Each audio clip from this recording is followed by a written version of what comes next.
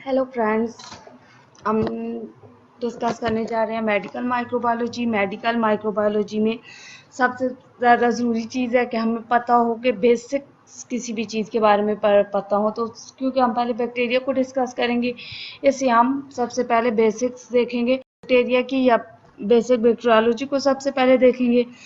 उसमें हम सबसे पहले जो फर्स्ट लेक्चर हम स्टार्ट लेंगे बैक्टीरिया का, बाकी माइक्रो ऑर्गेनिज्म के साथ कंपैरिजन करेंगे।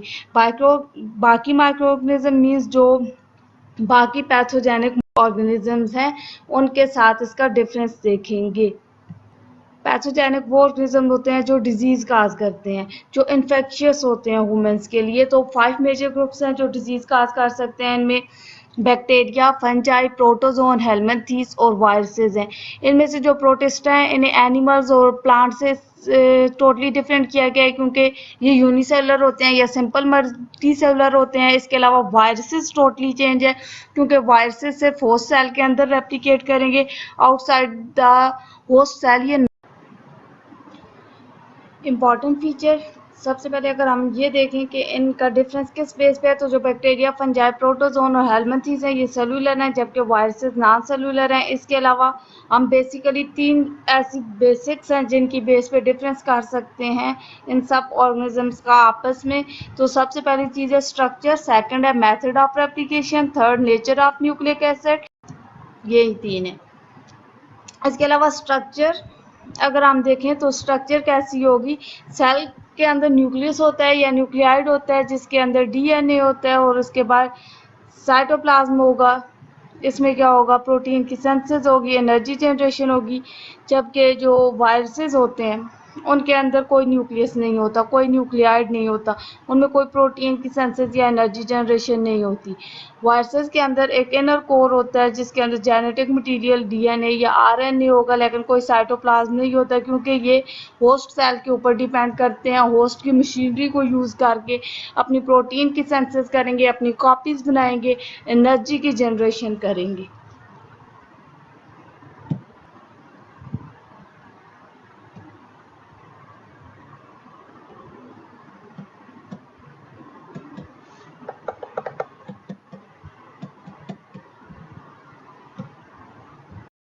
Method of replication, second method of replication है। तो रेप्लिकेशन जो है तमाम ऑर्गेनिज्म के अंदर 2 तरीकों से होगी, बाइंड्री फिशन के ज़रिए होती है या फिर माइटोसिस के ज़रिए होती है।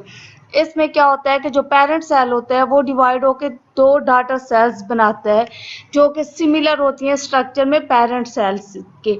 अब जो प्रोकैरियोटिक सेल हैं, जो बैक्टीरिया हैं, वो तो डिवाइड होंगे, रेप्लिकेट करेंगे बाइंड्री फिशन के ज़रिए, जबकि जो यूकैरियोटिक सेल्स हैं वो रेप्लिकेट करेंगे माइटोसिस के जरिए। इसके अलावा जो वायरसेस होते हैं वो क्या करते हैं, होस्ट सेल के अंदर जाएंगे, उसकी मशीनरी को यूज़ करेंगे, उसके आरएनए को यूज़ करेंगे अपनी प्रोटीन सिंथेसिस के लिए, और क्या करेंगे, मल्टीपल ऑफ कॉपीज़ बनाएंगे, अपने जैसी कॉपीज़ बनाएंगे होस्ट सेल के अंदर। इसके अलावा जो है उनका सेम पॉइंट है कि viruses replicate within host cell because they lack protein synthesis and energy generation system. इसके अलावा जितने भी बैक्टीरिया वो सारे बाइंड्री फिशन के जरिए डिवाइड करेंगे, लेकिन 2 बैक्टीरिया ऐसे हैं जिनकी एक्सेप्शन है। उनमें से कौन से हैं, रिकटेशिया और क्लेमाइडिया, जिन्हें ग्रोथ के लिए कोई भी होस्ट चाहिए होगा। ये आउटसाइड द बॉडी लिविंग होते हैं, लेकिन इनकी ग्रोथ और रेप्लिकेशन उसी वक्त होगी जब ये अंदर जाएंगे। मींस इनकी जो ये वाली प्रॉपर्टी है वो वायरसेस की तरह है। इसके अलावा नेचर ऑफ न्यूक्लिक एसिड, अगर नेचर ऑफ न्यूक्लिक एसिड को देखें, सेल के अंदर डीएनए और आरएनए दोनों होते हैं। तो जितने भी 4 और हमने 5 क्लासेस पढ़ी हैं उनमें से जो 4 हैं उनमें क्या होगा, डीएनए और आरएनए दोनों होंगे, एक्सेप्ट वायरसेस। जो 5वां ग्रुप वायरसेस है उसके अंदर क्या होगा, या तो डीएनए होगा या आरएनए होगा, दोनों हो सकते। अब हमने ये पढ़ लिया कि जो बैक्टीरिया हैं वो प्रोकैरियोट्स हैं, जबकि बाकी जो हेलमिंथेस हैं, प्रोटोजोन्स है, फंजाई हैं, वो यूकैरियोट्स हैं। तो सेल के जो प्रोकैरियोटिक और यूकैरियोटिक सेल्स है उसका डिफरेंस हमें पता होना चाहिए, क्योंकि जो सेल का डिफरेंस होगा वही प्रोकैरियोट और यूकैरियोट का डिफरेंस होगा।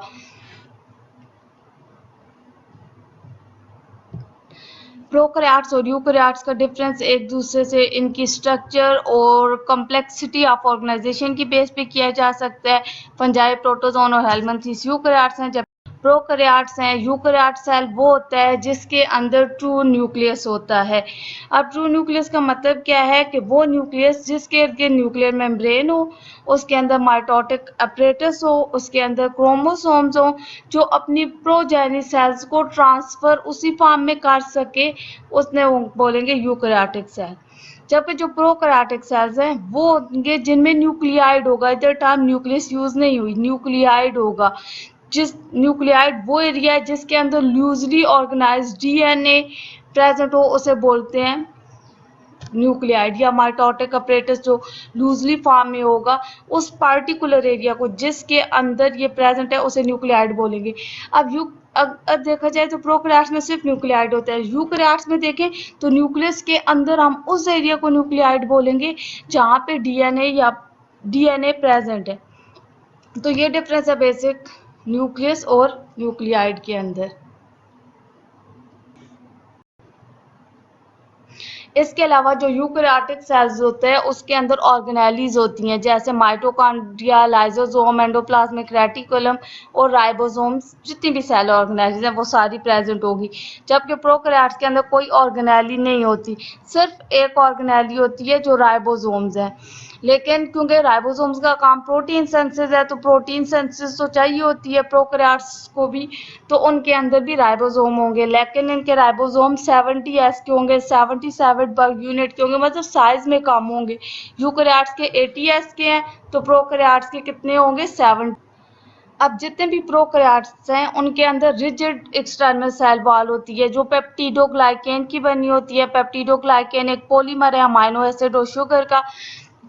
जबकि जो यूकैरियोट्स हैं उनके अंदर कोई भी पेप्टिडोग्लाइकेन नहीं होती, उनकी फ्लेक्सिबल लेयर होती है एक्सेप्ट फंजाई, जिसके अंदर एक रिजिड सेल वॉल होगी जो काइटिन से बनी होगी। काइटिन क्या है? एक होमोपोलीमर है एन एसिटाइल ग्लूकोज अमाइन का।